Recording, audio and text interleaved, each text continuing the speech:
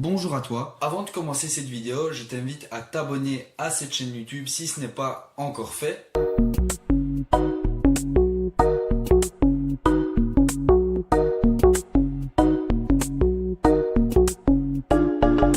Dans cette vidéo, je vais te partager les 5 choses que l'entrepreneuriat m'a apporté et qui m'ont vraiment apporté quelque chose dans ma vie ou dans ma façon et ma manière de travailler en général.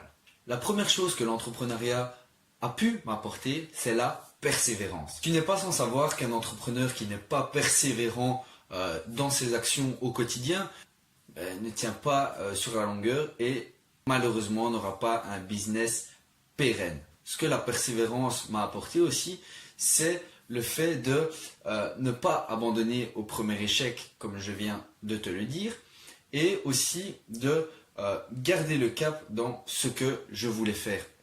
Organiser mes journées, organiser mes semaines, et rester focus sur ce que je devais faire. Et je t'invite très sincèrement, quand tu as un projet, quand tu as un business, quand tu dois par exemple faire le lancement d'une publicité ou tout simplement t'occuper de ton business, bien segmenter les parties de ta journée. Par exemple, la matinée, tu travailles sur le marketing, l'après-midi, tu travailles plus sur tout ce qui est la boutique, je sais pas moi, la recherche de tes produits. Tu arranges tes journées comme tu veux, mais segmente bien les parties de ta journée. L'entrepreneuriat m'a aussi permis de croire en moi et croire en la personne que je voulais être. J'ai toujours voulu être une personne qui aide les autres, qui transmet des choses aux personnes. J'ai toujours voulu être une personne qui est au contact d'autres personnes, qui apprend d'autres personnes et qui lui-même apprendra à d'autres personnes. Je suis quelqu'un qui aime transmettre des valeurs, qui aime transmettre des connaissances et qui aime justement aussi en recevoir et en apprendre davantage tous les jours.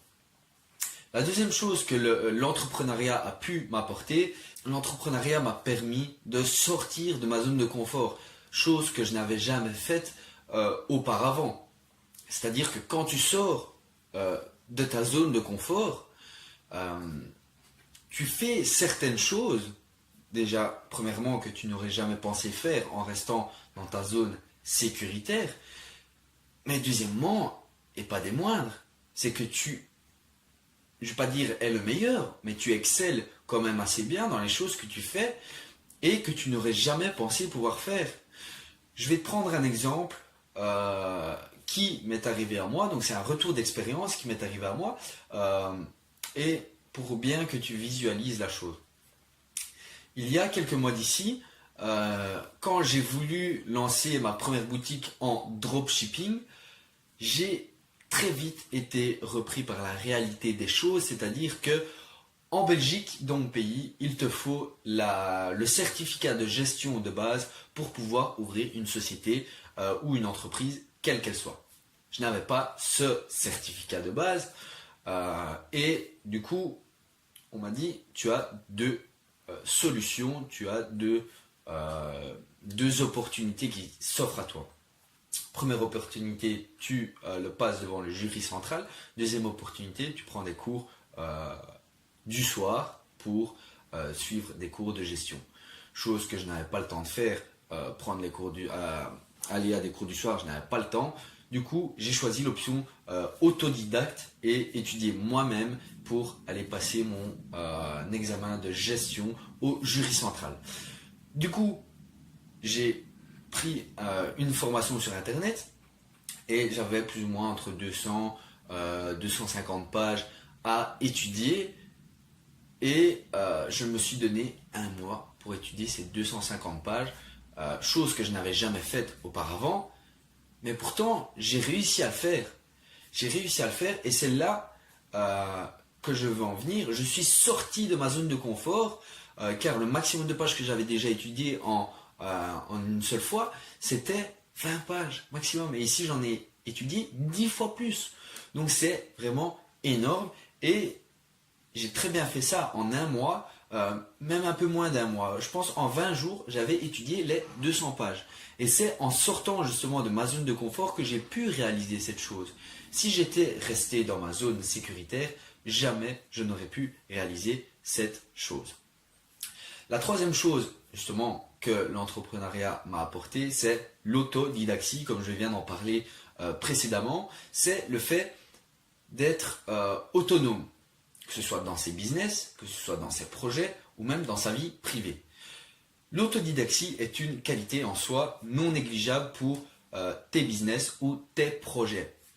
C'est-à-dire que lorsque tu vas rencontrer un obstacle, une difficulté, tu ne vas pas tout de suite aller pleurer près de Pierre, Paul, Jacques pour avoir tes réponses à ton problème et pour qu'une tierce personne vienne te prendre par la main et régler ton problème à ta place.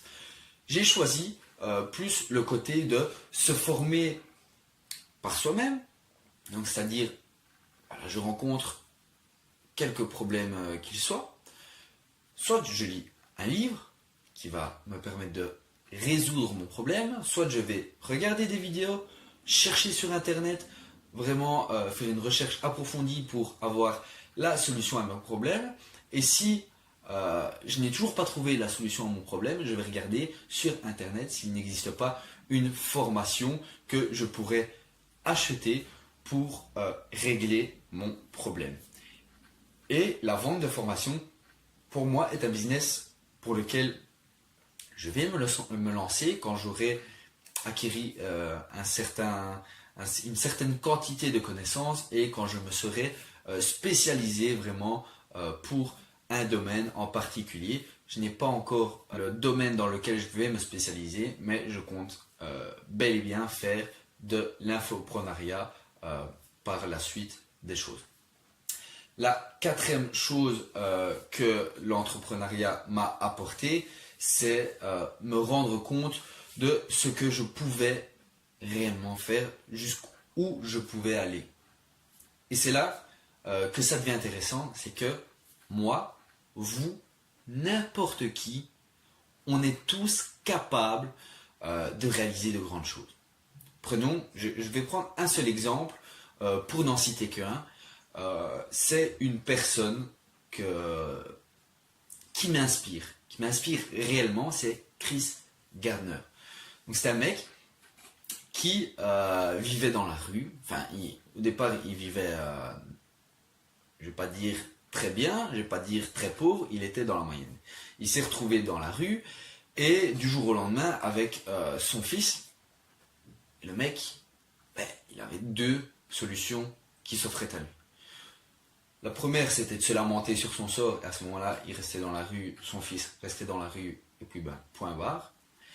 La deuxième solution, c'était de se faire violence et de trouver un moyen de faire de l'argent pour pouvoir sortir de cette précarité. Car vivre dans la rue, c'est à mon avis plus bas que ça. Je ne pense pas qu'il y ait.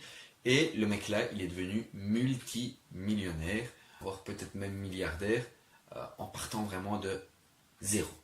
Il est parti de zéro. Et Chris Gardner a dit une phrase, c'est: si tu as un rêve, il faut que tu le protèges. Car tu verras que les personnes autour de toi qui sont incapables de le faire feront tout pour te décourager. Et c'est là que prend tout son sens, que cette phrase prend tout son sens, c'est-à-dire que si tu veux faire quelque chose, tu peux faire quelque chose, mais tu dois le protéger en écoutant pas les autres, en écoutant que toi-même. Car la valeur, ta valeur la plus sûre en fin de compte, c'est toi. Car tu sais de quoi tu es capable, tu sais ce que tu peux faire et tu sais que tu es ta meilleure arme.